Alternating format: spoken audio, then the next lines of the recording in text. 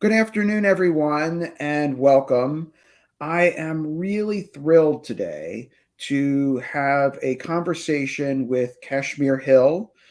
She is a journalist at the New York Times, and she's been writing about privacy for long before that, as well as at the New York Times for many years. She's been in this field for decades now and has written some of the most important and revealing stories about privacy.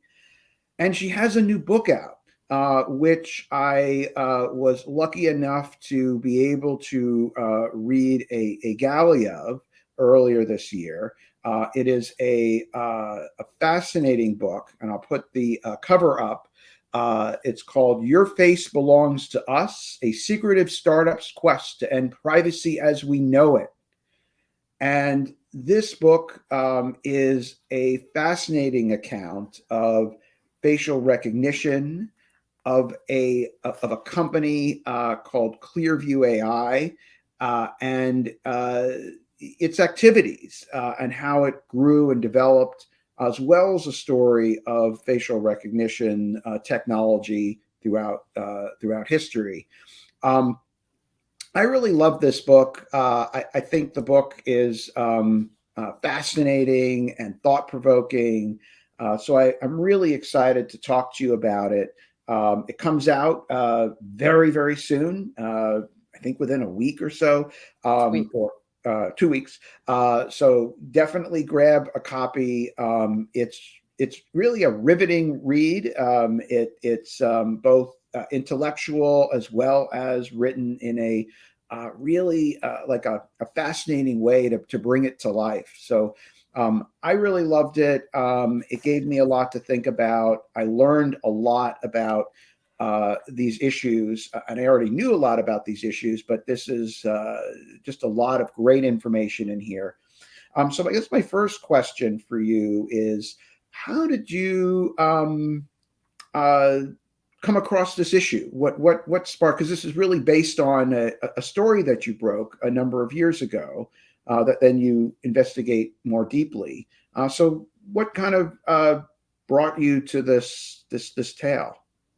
Yeah, so this book started, in the fall of 2019. I got a tip that just seemed too crazy to be true. A public records researcher told me about this company called Clearview AI that claimed that it had scraped billions of photos from the internet, from social media sites like Facebook and Venmo and LinkedIn, to build an app that could recognize just about anyone with something like 99% accuracy. And according to these documents that come out in this FOIA, in this Freedom of Information request from a police department, they said that they were selling this to hundreds of law enforcement agencies. And so when he sent this to me, um, I was stunned. I couldn't believe that somebody had built something like this. I talked to experts in the field, and they couldn't believe that the company had done it, especially a company that no one had ever heard of before. Just technologically, that this would be possible. And that really set me on this journey to figure out who's behind this company, how did they do this, and what does it mean for us? And ironically, when I started trying to dig into the company and who was behind it, they were very resistant to having themselves revealed and basically talking about what they had built. And so this was ironic to me because they had built this app that unmasked us all, and yet they wanted to stay in the shadows. Yeah, I think one of the really interesting things is just how all this could happen, and no one ever heard about it for a long time. And quite a lot has happened. They built this company. They developed the technology. The technology was built by scraping billions of photos online. And then, in addition to that, and the thing that really surprises me is they got it used. They started selling it, marketing it to law enforcement organizations all around the world, uh, and yet still managed to keep it quiet for all these years. And I wonder, why do you think that was the case? Like, how did this become kind of this? It's sort of it's a secret, but it was still known to a lot of folks because they were marketing it. Yeah, what I discovered once I started digging into Clearview AI is that it was unknown to the general public. It was a secret in the sense that most of us didn't know about it. But the people who did know about it were incredibly powerful and wealthy. It was, the classic William Gibson quote that the future is here, it's just unevenly distributed. It was billionaires knew about it. Powerful business people were using it. Law enforcement knew about it. Clearview had been telling people about the app in order to try to get investment in their startup. And one of the pitches was you can have the app, you can start using it. And so as I started digging into this, I found examples of ways that it was getting used out in the wild. One of my favorite stories was John Katsimatidis, who is a billionaire in New York City. He owns the Gracidis markets, many other holdings. But he was pitched it to use in his supermarkets as a way to catch, frequent shoplifters. He told me that he was having problems with people stealing Haagen-Dazs ice cream. And so they tried it out in the stores. They didn't ultimately end up installing Clearview, but he personally had the app on his phone. And he told me that one night he was out at an Italian restaurant and his daughter walked in with some man that he didn't recognize. They were clearly on a date. And so we had a waiter take a photo of them and then ran the guy's face through the Clearview app, found out who he was. He was a San Francisco venture capitalist. And then he sent his daughter basically the man's bio by text and said something like, "I approve." But it was incredible to me. This was a totally secret app. No one knows about this. And yet, yeah, these very powerful people are out there using it kind of as a party trick, using it at work conferences. They had the superpower before anyone else. And then clearly law enforcement was finding out about it, but they weren't discussing it. As happens with many surveillance technologies that the police use, they don't necessarily widely advertise that they are using it because they do want to use it in secret because it gives them an advantage in fighting crime. So I want to talk. Your book is not just a story about Clearview, and I definitely want to get back to Clearview because there's a lot more to this story that I'd love to delve into you with. But you also tell the history and stories of facial recognition and the development of this technology, the growth of the technology, the use of the technology, and some of the fits and starts by which this technology was being as it evolved. And it read to me, it's interesting because it read to me like the technology was kind of moving forward. It never reached quite the level it did with Clearview. And there were efforts by privacy advocates to try to stop it, to try to raise concerns, which had varying degrees of success. So it looked like kind of almost like a battle against facial recognition. And so, could you tell us a little bit more about the broad outline of this story of facial recognition? What is the technology, and what are some of the milestones along the road of its development? Yeah, I mean, what I found when I was researching the book is that the path to develop this technology goes back many decades. Really started in the 1960s. The CIA was trying to develop this ability to have computers recognize the human face. But and this is in the earliest days of Silicon Valley, before it was even called Silicon Valley yet. They were funding this one kind of early entrepreneur innovation engineer to try to develop this. And so those are the earliest papers about facial recognition, academic papers that are pretty hard to find. And they had very little success getting a machine to recognize 8 white men's faces, and actually had to have the engineer's teen son and his friend come in to kind of assist the machine, because technology that day was just so basic. Computers were so early along, but this continued for decades, trying to develop the ability to have computers sort human faces, to recognize us. And varying success over the years, often funded by the government, sometimes by corporations. One of the big use cases was TV that could watch us back, so that ratings companies could know who was in the room watching which TV shows, so they could sort us into men, women, ages for advertising purposes. But yeah, I mean, trying to perfect this for decades. And at one point, engineers just didn't think they would ever be able to do it. They thought that the human face was just too hard to recognize, that only the human brain is capable of telling that I'm the same person when my mouth is closed versus when I'm smiling and my face has all these wrinkles, or I'm wearing a hat, or if you have a beard. That they just thought computers wouldn't be capable of it, that it was just too hard to master. And it was only in the last decade that facial recognition has gotten much more powerful and much more accurate, thanks to the latest advances in artificial intelligence and neural net technology. And now, really, computers are better than humans at recognizing faces. I mean, I have seen incredible matches made by face recognition apps, where they're able to match two photos of somebody that, to me, it does not look like the same person, but it is. And what was really interesting about Clearview is I thought that what this company had done, and experts I talked to thought it was some technological breakthrough, that they'd been able to do something that kind of no other tech company had achieved. But what I've learned working on the book and since then is that, in fact, Google and Facebook developed this face recognition ability. Something like Clearview that's able to just recognize a face, kind of put a name to it. But they held it back because they thought it was too dangerous. And Clearview, which is kind of like a little band, a ragtag crew of people led by this engineer, Juan Tat, who moved to Silicon Valley from Australia when he was 19 years old.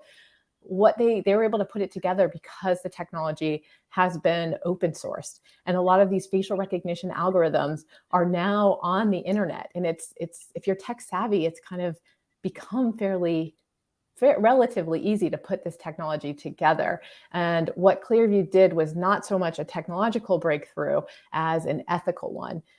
They were willing to do something that other technology companies had not been willing to do, and to take that legal risk of scraping those billions of photos to create this massive database that now has 30 billion photos of faces in it, which is just a much larger database than I think the FBI database has something like hundreds of millions of photos. It just really dwarfs the other databases that are out there. I want to get into the scraping issue a lot with you, but before we go there, talk a little bit about some of the concerns with facial recognition. Because I remember around the turn of the century, there were some attempts to do facial recognition, and they didn't work very well. So that when there was pushback, it was easy for them to be abandoned because they were just not at the right accuracy. So you're not giving up much. But as this developed, and you mentioned that some very large tech companies started to gain a good ability to do this at a high degree of accuracy, nevertheless gave it up. And I'm wondering why. What are some of the concerns with facial recognition? Actually, I think you've written a number of stories about some of the dystopian elements of facial recognition. So I'm curious what some of those are, and why this technology is a problem. Yeah. So one of the early attempts to use facial recognition was actually at the Super Bowl in 2001 in Tampa, Florida. they installed facial recognition on cameras there, and they were trying to catch kind of this. They had a list of hundreds of kind of known criminals, and they're hoping to arrest them at the Super Bowl. And this kind of came out after the event that they had done this, because the tech companies involved put out a press release that they've been scanning the fans to keep everybody safe. And really the media completely flipped out when they found out that this happened. And it was dubbed the Snooper Bowl, I think by the New York Daily News or the New York Post. And there was a big reaction to it, especially the ACLU came forward and said, this should not be happening. We should not have our faces tracked in public. The police should not be tracking where we move, identifying us in real time. This is just too chilling, too dystopian. And there was a big debate that happened then. And I talked to one of the early facial recognition entrepreneurs, and he told me, we thought we were dead in the water. We thought that they were just going to make facial recognition illegal, and everybody was saying we are evil. And then September 11th happened, and there was this renewed interest in face recognition and being able to identify people in security lines in the airport. And they did start piloting the technology and putting it out there. But what I found is it really did not work that well. And that was one of the criticisms the ACLU had at the time. They said, hey, this doesn't work. And it's also infringing on our civil liberties. And so we shouldn't be installing this tech. And the vendors told me, yeah, we knew it didn't work that well. But in order to make it work better, we needed to be in airports. We needed to get that camera footage. We needed to be collecting faces so that we could improve it. And so really, for the last 20 years, we've been having that debate. Is face recognition too intrusive? Is it too chilling? Would it be used to infringe on our civil rights in a very chilling way? And we are seeing it used that way in various parts of the world. In both China and Russia, they're a little bit further along in deploying facial recognition technology. And it has been used to identify protesters against the war in Ukraine, in Russia, in China. Hong Kong protesters who didn't want China taking control of Hong Kong have said that they were identified by face recognition. They would have, police show up at their doors later. I mean, having that kind of power to know who people are all of the time can be very chilling. This idea that you can't move through the world with any kind of sense of anonymity is chilling, from the sense of authorities being able to control you, but also in other ways. I mean, thinking about the ways that companies might use it. We are already seeing Madison Square Garden, the famous venue in New York City, with concerts and shows and sporting events, deciding the owner, James Dolan, was very annoyed that law firms kept suing him. And so he said, I'm not going to let lawyers into shows anymore. And so he has deployed facial recognition at Madison Square Garden and his other venues in New York, so that anybody who walks through the door, if they're a lawyer who works at a firm that has sued Madison Square Garden, even if that lawyer has nothing to do with the case, they are pulled aside and told they're not welcome in the venue until the litigation has been settled. And I have actually gone there with a personal injury lawyer who works at a firm that had sued, Madison Square Garden over a slip and fall at a restaurant they own. And I watched it. We walked through the metal detector, and she immediately got pulled aside and given a note and told she can't come in. And so seeing the way that authorities can use it, companies can use it, and then just individuals. I think about, all these times that we're out in public and having a conversation that we think of as private or sensitive. And there's people around, but you don't really worry because they're not going to know who you are. They won't understand the context of the conversation. But if we have a world where everyone has an app like this, and you can always just identify people in public, the private conversations you have on a train, at a restaurant, at a plane, they could be connected back to your identity. And I think that could be just really chilling, this idea that everything is going to haunt you. It actually makes me think about one of the first books of yours that I read when I started covering the privacy beat, which was it The Future of Reputation, about the way that we can't control our internet reputation, and it would kind of haunt us. With face recognition, you can take that reputation you have online and just attach it to somebody's face and just have it haunt them, not just digitally, but in the real world. Yeah, yeah. I mean, I think of a good thing would be, I'm terrible with names, so it'd be nice to just, have my phone, and my phone would just remind me of somebody's name, and that would be nice.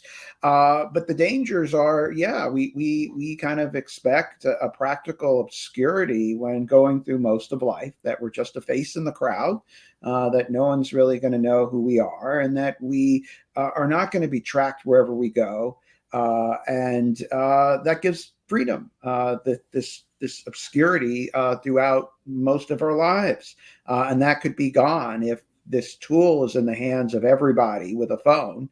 Uh, and also, it's a big tool for law enforcement and for government. It could be used in good ways, but there are a lot of dangers where this could be used for controlling people. The first step to controlling people is to be able to identify them. If you can identify them and then connect them to a dossier of information, now you can start, using that information to affect their lives. And this is a troubling technology that really worried a lot of privacy advocates and experts.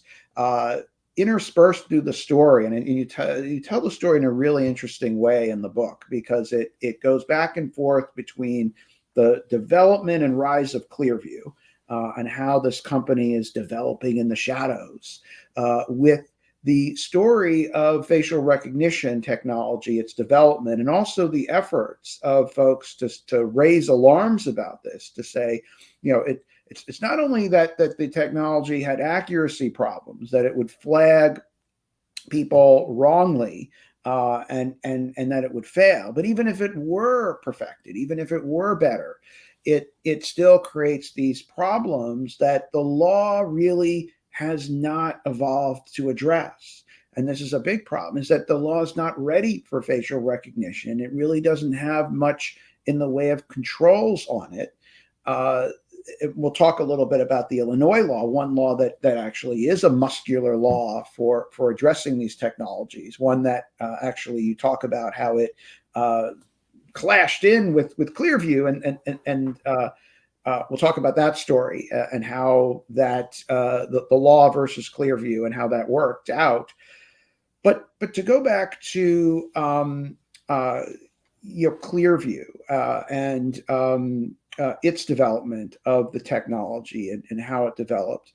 Tell me a little bit more about this company, because there's this really interesting, almost like semi-classic tale of an internet startup company. You know, a kid in a basement, essentially, and also some players that are pretty well known in this space, are involved. So you tell me a little bit more about how Clearview came about. Yeah, so I think at the heart of Clearview AI is Swanton Tat, who is a coder, just one of those kids who always loved technology, was tinkering on computers from the time he was 3 or 4 years old, grew up in Australia, and at 19 dropped out of college and moved across the world to San Francisco, kind of chasing the Silicon Valley dream. He wanted to, make an app and have it go viral. He got there at the time when Facebook was first letting third-party developers create apps. And so he started making Facebook quizzes with, really banal things like would you rather, Facebook quizzes. And that was the big thing happening then. And then in 2008, he started making iPhone games, and they were just making these, stupid little games that you could sell, and eventually put banner ads on. And he was surrounded by people who worked for Airbnb and Uber, and he's just seeing people getting rich overnight and just having these apps take off and everyone's downloading them. And he really was just kind of trying to strike it big. And he did have a little run-in at one point with Valleywag, a part of the Gawker, the like tech media blog that covered Silicon Valley. He made this one app called Video that was kind of use spammy methods to spread. When you signed into video, it asked for your Google credentials, and then it would use your credentials to message all your friends, and so it got labeled a phishing app. He got labeled a hacker, and this was kind of in his Google results for years to come, and was not a great thing to have as a person who's trying to make it in tech. And he kind of never quite had anything go super big. He ended up leaving San Francisco, moving to New York, and fell in with a very conservative crowd, and met a man named Richard Schwartz, who was decades older than him, had worked for Rudy Giuliani when he was mayor of New York. And they got paired up thanks to this other person, Charles Johnson, who is kind of a conservative provocateur, did a lot of kind of online trolling of liberals. And the three of them just started talking about something they might be able to create that would be able to identify strangers. Juan Tantat and Charles Johnson went to the Republican National Convention together when Trump was the candidate, and met Peter Thiel there. And so they kind of established that connection. And later, when Clearview AI started coming together, Peter Thiel was he's a very famous funder, creator of PayPal, funded Facebook in the early days, made, unholy amounts of money in Silicon Valley. And he was the first person actually to give Clearview AI money. At the time, it was called Smart Checker. And he gave them $200,000. And that's what allowed them to keep going and be able to get money from other investors. But yeah, it was interesting to me because the moment that at least one of the people involved in the early days pointed to as the kind of genesis was being at the Republican National Convention, being surrounded by all these people that they didn't know, and wanting to be able to basically point a phone at someone's face and know more about them, and know whether they were, friend or foe, someone you should get to know better. And yeah, it's such an interesting story how it all came together. And it wasn't originally just face recognition they were thinking. They had this idea, and it's kind of rooted in hundreds of years of face science, that the face could tell you other things about somebody, kind of about their intentions, whether they're a good person or not. And so that was really a fascinating part of the book to explore, just even going back to Aristotle, that how somebody's eyebrows are shaped, or the kind of, size of their jaw could tell you who they really were.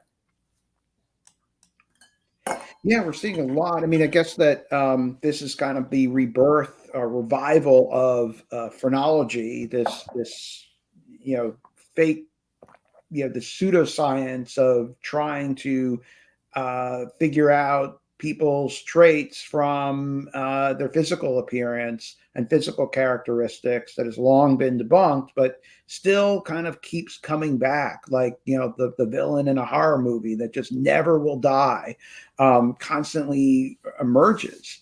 One of the things that made the Clearview AI technology so successful is the fact that it's just the quantity of data that they were able to gather.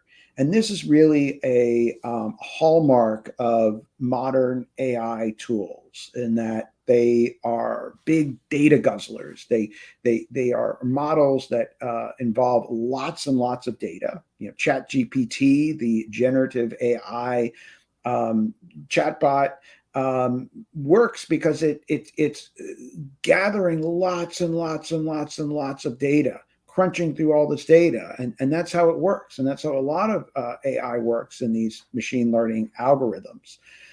But the data has to come from somewhere, and the practice that they are using has a name. It's called scraping.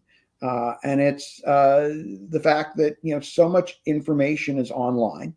People are posting photos on LinkedIn profiles and posting their information everywhere. And so this is what they do. They send out in an automated way, grab all of it. They take it all. And I've long thought this practice is quite problematic. It I think flies in the face of a lot of privacy laws. What is the point of all the controls that a company might say are on your data? Here's how we're going to use it. We're going to minimize collection. We're going to use it for these specified purposes. If anyone can just grab it, like Clearview, and just put it into this tool that then is sold to law enforcement around the world for all sorts of other unexpected uses, that kind of flies in the face of any meaningful limitation of use of your data. And I think the rationale is, well, it's on the internet, so it's free and there's no privacy in it. We can just take it. And I'm wondering what your thoughts are on that, which is really how these tools are being created. They're just created by just grabbing information. I actually wonder if that is, like where is the law to say, hey, wait a second, is this information free for the taking? What's the ethos behind this, and what are these companies doing about that with it? Yeah, I mean, so this explosion in data collection is both why you're able to create a tool like this. It's also why facial recognition algorithms have gotten so good, is that basically we put a whole bunch of faces on the internet. Like in the early days of developing facial recognition, they would have to go and sit people in a studio and take photos of them from all different angles, and it was just a limited amount of data, and with less powerful computers. But it got so good because we all put a bunch of photos online. We put it on Facebook, we put it on Google, we tagged ourselves in them. We really we made it so these tech companies can make such good algorithms. So unfortunately, our love of the internet and our love of posting our faces is why we're here. But then there's this other question, who should be able to grab this data? And this is playing out so differently in different parts of the world. This is central to, you alluded to it a little earlier, but Illinois has this very prescient law, the Biometric Information Privacy Act, or BIPA, which they passed in 2008 before many of these companies had gotten pretty far along in terms of using biometrics like face prints. And it says that you cannot use somebody's face print, or they call it the geometry of the face, or their voice print, or their fingerprints, without consent. And so Clearview's been fighting a legal battle there. There was a class action lawsuit on top of a state lawsuit filed by the ACLU, where they're trying to argue that they have the right to use the data because of the First Amendment, that this information is on the internet, anybody can see it. They could have a person, they could have thousands of people who sorted through these photos by hand to match up, each photo of a different person, and they should be able to do the same thing with a machine. The ACLU, they settled that lawsuit with Clearview. The class action lawsuit in Illinois is supposed to be resolving any day now. They keep filing things with the court that say a settlement is coming. So we'll see how it goes. But yeah, it's this question of, that constant question that's been going on for decades, the right to access information versus the right to our privacy. And in Europe, European privacy regulators have said that Clearview can't do this. They said that the app is illegal in a number of countries. And they essentially said, you just don't have, under our privacy laws, you don't have the right to collect our citizens' faces and use it this way. And Clearview has been fined. It's been found illegal in a number of countries and fined 20 million euros by Greece, by Italy, by France. The UK has a slightly smaller fine in place, but they have said that this is legal. And the data privacy regulators recently put out a statement just last month saying, hey, everybody, you can't just collect information from the internet because it's public and assume that there's no privacy rights in it.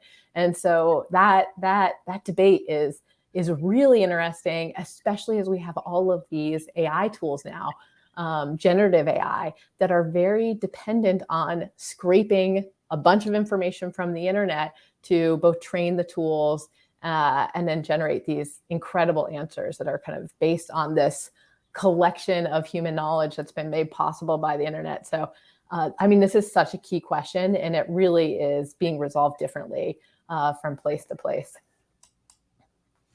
Yeah, I think this is a really important question for privacy law because, the basic principles of privacy law that, when there are boundaries to information flow, data minimization, that you don't, use more data than necessary, purpose specification, that when you have data, you specify when you collect data, you specify the purposes of use. Even data security, that you prevent unauthorized access to data and unauthorized use of data, all of which are implicated if scraping is okay. I kind of think if scraping is okay, then privacy law is a joke, and that's a big problem. We have this very powerful Illinois law that the ACLU brought a lawsuit against Clearview, but essentially, like, let them go. I think that the law, as interpreted by the courts in Illinois, the Illinois Supreme Court, has issued very plaintiff-friendly rulings on the interpretation of the law, the harm, and everything else, and it has very high damages for this. So it's very plaintiff friendly. It could in fact be a company killer. I mean, it could bankrupt a company that violates it because of the scale. So Clearview, at the scale of what they did just from Illinois, could have been really knocked out. Could have been the knockout punch, but instead it got settled for. At least my sense of the settlement was it was pretty weak. It basically allowed Clearview to kind of live another day, kind of keep on trucking with some some limitations, but not a lot. Yeah, they got away. Yeah. Well, the ACLU wasn't seeking money in their suit, and the class action lawsuit is seeking money. And the remedy under Illinois' BIPA is $5,000 per violation, per use. It's $1,000 to $5,000 per use of someone's face without their consent. And this is the law that cost Facebook $650 million because they rolled out the photo tagging there, automatic photo tagging, without getting Illinoisans' consent first. And so, the ACLU said they weren't seeking money, that their lawsuit was more about proving that BIPA works. And they were just trying to say, look, this law is going to protect the people of Illinois. We want to ensure that it protects them because we want other states to pass laws like this, or we want the federal government to pass a law like this, that people shouldn't be able to use, our face prints. Companies shouldn't be able to use our face prints without consent. So what the ACLU got in their settlement is that Clearview did agree not to sell their tool to companies, that they would only sell it for security purposes, to law enforcement. So ACLU saw that as a win, that they wouldn't just start selling this database of 30 billion photos to anybody. But BIPA does have an exemption for law enforcement use. So Clearview agreed in Illinois not to sell it to authorities there for something like 5 years.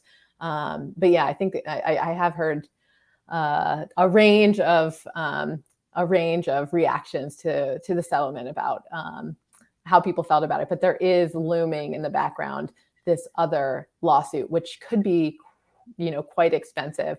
Clearview's, only raised, I think, $30 million in startup funds, and it does make money. It has a $2 million contract with the Department of Homeland Security. It has many other contracts with law enforcement agencies. So it is making some money, but a fine like the $650 million fine that Facebook got would put the company out of business. Yeah, I don't think it's going to happen. I mean, the ACLU had a knockout punch, and they didn't punch it for some reason I don't fully understand. Because they could have, if they weren't, they still go for the knockout punch, and you would knock them out, but they didn't. And of course, Clearview settled it. They agreed to it because they knew this was going to let them live another day with a mild degree of pain. But not a knockout punch, but just like, punch to the stomach. The class action, the incentive for the lawyers is to settle the case. Clearview's not going to settle if it's going to kill them. So they're going to settle for something that they could afford, and ultimately everyone walks away. But again, the big problem is we really lack much regulation or much to stop Clearview. And you mentioned the First Amendment and scraping. Is there a right to just take this information? Well, look at copyright law, for example. I think in copyright we have your book is out there, but someone just can't take it and start selling it. But OpenAI has scraped books, right? Like that is one of the debates right now around Chat GPT, is that some of the information that it has been absorbed by these companies that are developing generative AI tools that can chat with us, that they have absorbed information about books. And there's this question of, how transformative is that? Is that legal? These are all such pressing questions right now. Yeah, and with copyright, that is not understood to trigger the First Amendment. So the idea there is, I just can't, I don't have a free speech right to violate your copyright just because I want to say something. And even if and there's a big debate of what's fair use. When can I, because I could certainly, describe your book and talk about your book. But if I start using a lot of it directly, start quoting pages, or I take a chapter from it, or I take a big chunk of your poem that you might have written, that becomes not protected by speech. It is not fair use. It's sanctionable. With privacy, on the other hand, the law oddly just throws up its hands and seems to, forget about copyright and says, well, it's out in the public. There's something we can do. But I think there's a lot you can do, and there's a lot of controls that are in place, but that are just kind of ignored, both by the companies that operate the platforms. There are things that they can do to try to protect against scraping, which I think they actually have an obligation to do because of the promises they're making to people about the data use. If they're making all these promises, they're meaningless if anyone just Clearview can take it and do what they want with it. On the other hand, too, all the companies that are doing this are interfering with the privacy promises that these companies are making. And under a lot of the privacy cases that have been brought by the FTC, it's an unfair practice to interfere with the privacy promises that are made by another company. And so we'll see how aggressively the law comes down on this. I tend to think with technology, the tech companies usually win. Even when they do something that is questionable, I find that a lot of times they kind of find some way to be able to get away with it or retroactively bless it.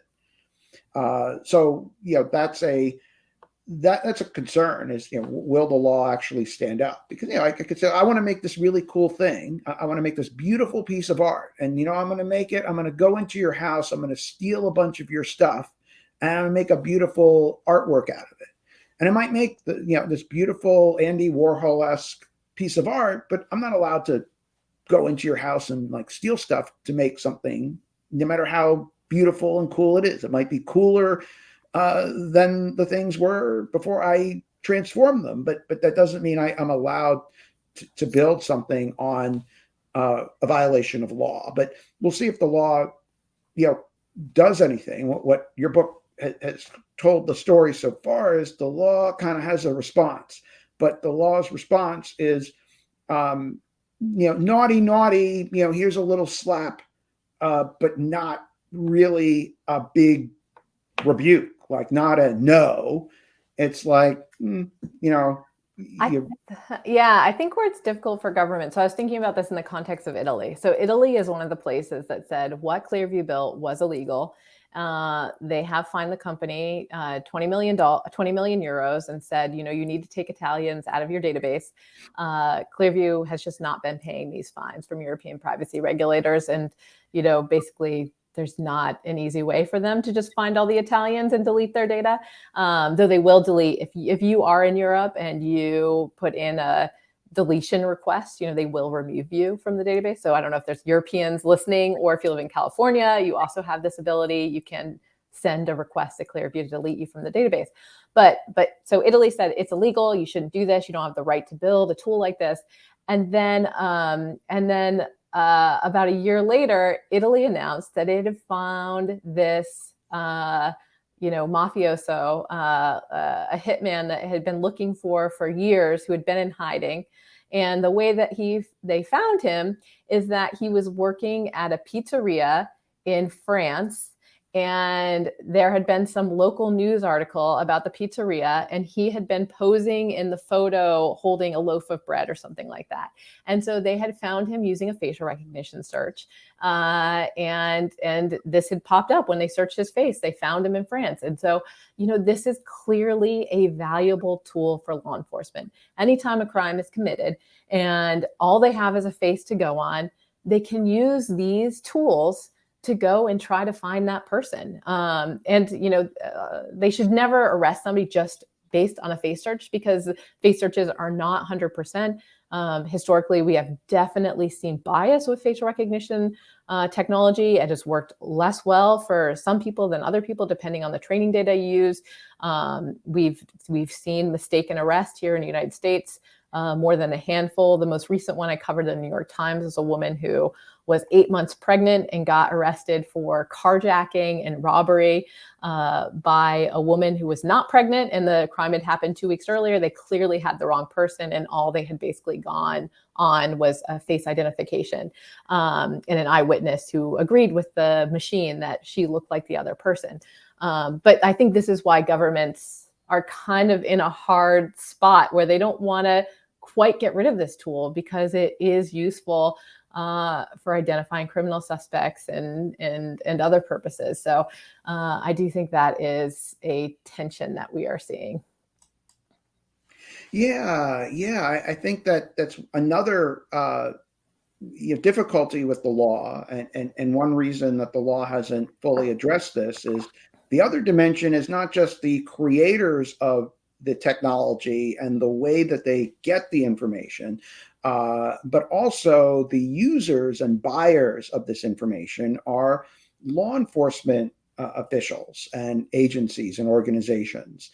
The law could put rules and limitations on their use of this technology, making them not be able to use a tool that was created in a way that violated people's privacy, or that illegally scraped information, or not use it, or put restrictions and protections against the use of these tools. The law really hasn't done that much with it, so it's kind of focused more on the supply side, but not the demand side. But there's this big demand side. And if you don't, if on the one hand you're trying to say, hey, Clearview, don't do all this, but then on the other hand, law enforcement in the same country just gobbles up and becomes a big user of it, and client, and is paying Clearview, it's sending mixed signals from the law. I think your book talks about the fact that law enforcement's just kind of been able to do this. They've been able to do this kind of secretly, without people knowing it, and without much accountability for doing it. It could be that there are, if you have a tool that is, legally created, appropriately without violating privacy law, and then used with accountability, with a set of real rules and limitations and oversight and et cetera, I think theoretically it could be okay. It's just that we have none of that. And the story is kind of like, almost like the Wild West. Anyone can just code in a new tool, gather billions and billions of bits of data, and then go on and sell it. And the law is fairly flat-footed. And even when we have a powerful law, um, it still doesn't seem to fully um, address the problems. It's the classic speeding ticket that Clearview's getting, rather than the bigger pushback. So I wonder where are things now? Like what's going on now? Um, what's sort of on the horizon, especially now after your book is going to come out? It's going to bring the spotlight on this even more. Um, what's to come?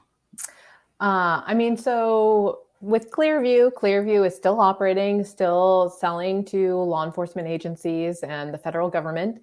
Um, they are fighting this class action in Illinois. There are a couple of other states, like California, Vermont, where they are fighting lawsuits. It's basically in the United States, like those are the three states where people are kind of more protected, or at least where the states are going after Clearview. As I said before, parts of Europe and Australia and Canada have all said that Clearview is illegal and they're not welcome to do business in those places. And so it's kind of hemmed Clearview in a bit to just doing business in the US and with the government, which was not originally their plan. As I detail in the book, originally they're kind of imagining selling this to everybody, to hotels, to airports, to stores. And so their path has kind of been narrowed. But there are copycats out there that are public. There are a number of public search engines now where you can put somebody's face in and get a bunch of photos of them that are on the internet. It is a way to identify people. And so I think we're in a critical moment right now where we need to answer these questions that you've been raising about web scraping, around what protections we have over our face. And I really think it's only going to expand from here in many ways. The comparison a lot of kind of privacy activists made was to genetics, that you could imagine a Clearview AI type company that just went around and started collecting scraps from all of our garbage. You put your garbage out at the end of the street and they just come along and they pick it out and assign it to your house and then create this DNA database. That's kind of like the Clearview AI version of it in the real world. And then you'd have a genetic database of everybody, who lives in the country that law enforcement could use. I could imagine a voice search engine like Clearview AI. When you have enough recordings of people like you and me doing these webinars, the rest of us making our YouTube videos, our TikToks, that you could collect people's voice prints and then just start using that to make a search engine. You can find everything that they've ever said that's been recorded online. I just think it's really going to explode from here if we do not put some kind of limits on, what is private, what is personal information, really sorting out this. If it's on the internet, does that mean you just have no rights over it anymore? And, European privacy regulators have said no. Just because it's public doesn't mean that it's not private anymore. And I do think that that's a question that we need to answer in other places. And maybe we'll decide we want this superpower. Maybe we want to have a voice search engine. Maybe we all want a Clearview AI type app on our phone, and it'll just be the new reality where you can just identify people around you all the time, and there will never be strangers again. But I do think this is an urgent time to ask and answer these questions and think about the world that we want to live in. The movie, it brought to mind what you said. Brought to my mind the movie Minority Report, where this is a future dystopia where, and actually not too far away into the future, when the movie is set.